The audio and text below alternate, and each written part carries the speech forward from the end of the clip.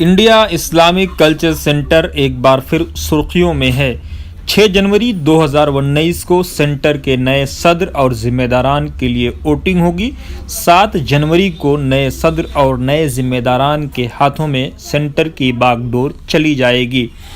इस बीच आरिफ मोहम्मद खान और सिराजुद्दीन कुरैशी नए सदर के लिए अपनी अपनी किस्मत आजमा रहे हैं।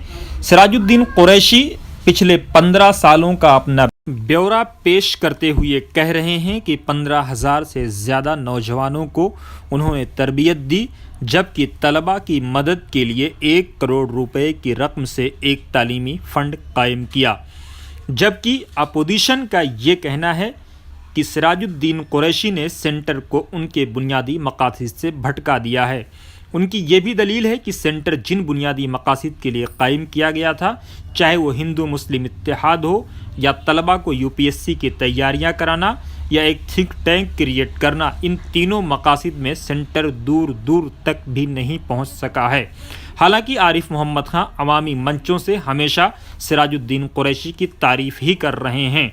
उनका कहना है कि सिराजुद्दीन कुरैशी ने काम किए ज़रूर हैं, लेकिन सेंटर को उसके बुनियादी मकासद से भटका दिया गया है जिसकी ज़रूरत थी।